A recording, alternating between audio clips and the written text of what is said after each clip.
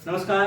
आप देख रहे हैं ब्रजेश कुमार का यूट्यूब चैनल और आज हम लेके आए हैं एक बहुत बेहतरीन खबर जो कि राज्य गृह मंत्री से संबंधित है। क्योंकि आज होम मिनिस्टर का चर्चा राज्य में, राज्य गृह मंत्री की चर्चा बड़ा जोरों पे है और चर्चा इस बात की है कि बिहार में नए गृह मंत्री बने हैं। बिहार को नया गृह मंत्री मिला है 20 साल के बाद। तो चूंकि आज तक ये मंत्रालय माननीय मुख्यमंत्री श्री नीतीश कुमार के पास हुआ करता था, इसलिए इस मंत्रालय की कोई खास चर्चा नहीं होती थी।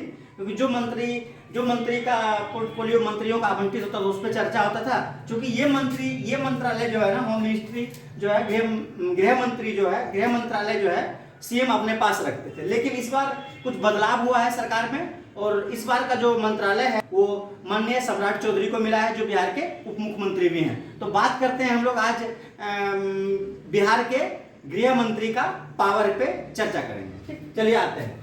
देखिए, फर्स्ट स्टेप पे दिया हुआ है, आप लोग जैसे देख रहे हैं बोर्ड पे दिया हुआ है पहले से, कि जेल से लेकर जेड सुरक्षा की कैटेगरी की पूरी कमान गृह मंत्री के पास होता है। पावर बता रहे हैं तो ध्यान से सुनिएगा कि गृह मंत्री का क्या क्या पावर होता है।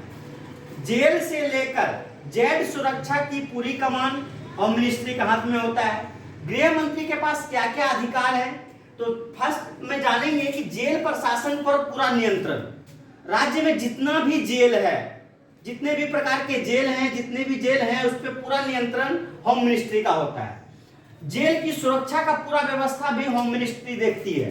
उसके बाद कैदियों की कैटेगरी, कौन से कैदी किस कैटेगरी में आएंगे, कौन से अपराध से कौन सा कैदी क्या करके आए हैं, उसके कैटेगरियों को भी बांटने का काम गृह मंत्रालय के द्वारा, राज्य गृह मंत्रालय के द्वारा ही किया जाता है। उसके बाद दूसरा पॉइंट है वीआईपी सुरक्षा। हम लोग देखे होंगे कि बड़े नेता या बड़े अधिकारी या बड़े वीवीआईपी लोग जब आते हैं तो उनको सुरक्षा प्रदान की जाती है। तो बड़े सुरक्षा, जैसे वीवीआई सुरक्षा में जेड सुरक्षा होता है, जेड प्लस की सुरक्षा होती है, फिर वाई सुरक्षा होता है, वाई प्लस की सुरक्षा, इसकी भी मंजूरी जो है ना गृह मंत्रालय के द्वारा, राज्य गृह मंत्रालय के द्वारा ही राज्य के वीआईपी लोगों को दिया जाता है। उसके बाद किसी नेता या अधिकारी को कितनी सुरक्षा मिलेगी, इसका भी अंतिम आदेश राज्य के गृह मंत्रालय के द्वारा ही पारित किया जाता है। दूसरी बात, अब तीसरी पॉइंट पे आते हैं हम लोग कि इंटेलिजेंस ब्यूरो का नियंत्रण राज्य की खुफिया एजेंसी गृह मंत्रालय के पास ही होता है। राज्य का जो खुफिया इनपुट होता है, जो इंपोर्टेंट सूचना जो राज्य में किसी प्रकार की खुफिया की जो सूचना आता है, उसका पूरा कंट्रोल जो है ना होम मिनिस्ट्री के पास ही होता है। ठीक, जैसे इंटेलिजेंस ब्यूरो का नियंत्रण हुआ, उसी प्रकार जैसे राज्य में दंगे, चुनाव, राजनीतिक हलचल, मान लीजिए किसी प्रकार का राजनीतिक हलचल राज्य में पैदा होता है या फिर दंगे राज्य में होते हैं, उसका भी पूरा नियंत्रण जो है ना होम मिनिस्ट्री के पास ही होता है।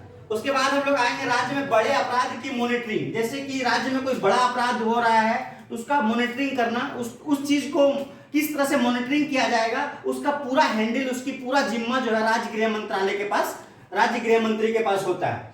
उसके बाद जैसे मॉब लिंचिंग की घटना, सामूहिक हत्या, चुनावी हिंसा, हाई प्रोफाइल मर्डर वगैरह वगैरह। ठीक, उसी प्रकार कानून बनाना, कानून में संशोधन करना, जैसे पुलिस एक्ट, जेल मैनुअल, दंगा नियंत्रण कानून, माफिया की संपत्ति की जब्ती पर कानून, ये सब सारे कानून जो है ना गृह मंत्रालय के द्वारा ही पारित किए जाते हैं। कानून व्यवस्था पे पूरी कमान। अब मेन मुख्य मुद्दा पे आते हैं कि कानून व्यवस्था, कि राज्य की जो कानून व्यवस्था है उसका पूरा कमान राज्य के होम मिनिस्ट्री के पास होता है, जो आज तक श्री नीतीश कुमार के पास था, लेकिन अब माननीय श्री सम्राट चौधरी के पास है। तो देखिए किनका किनका नियंत्रण इनको करना है। कानून व्यवस्था, कानून व्यवस्था पर नियंत्रण, कानून में संशोधन, जैसे पुलिस एक्ट, जेल मैनुअल, दंगा नियंत्रण कानून, इस सब पे संशोधन करेंगे, इस सब पे एक्ट में बदलाव करेंगे उनके अनुसार जैसे कि वो चाहेंगे। उसके बाद कानून व्यवस्था में पूरी कमान, जैसे पूरा all police department, total police department, जैसे स्टार्ट करेंगे हम लोग डीजीपी से, DGP, ADG, IG, SP, DSP सीधे गृह मंत्रालय को रिपोर्ट करेंगे। ये सारे अधिकारी सीधे गृह मंत्रालय को रिपोर्ट करेंगे। उसके बाद नक्सल प्रभावित जिले की बात करते हैं तो नक्सल प्रभावित जिला अगर कोई है या कोई नक्सल प्रभावित जगह है उस पर किस प्रकार का सर्च ऑपरेशन चलाया जाएगा, किस प्रकार की व्यवस्था उस पर लागू की जाएगी, उसका भी सीधा फैसला गृह मंत्रालय के द्वारा ही किया जाता है।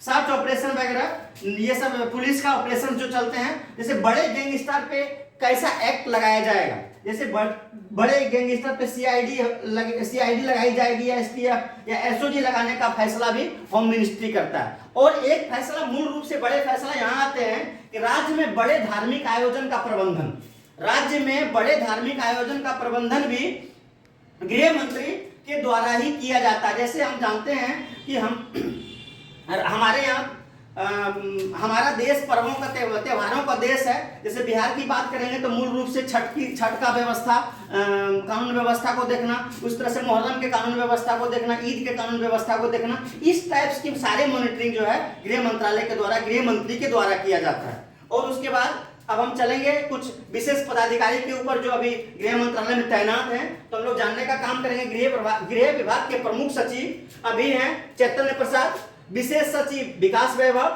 संयुक्त सचिव अनिमेष पांडे और विमल कुमार झा। उसी प्रकार जेल कारागार के विशेष सचिव जो हैं वो मिथिलेश मिश्रा सर हैं। ये कैसा लगा आज का वीडियो आप लोग को, इस पे ध्यान से देखिए और राज्य के गृह मंत्री के शक्ति को पढ़ने का प्रयास कीजिए। धन्यवाद, प्रणाम।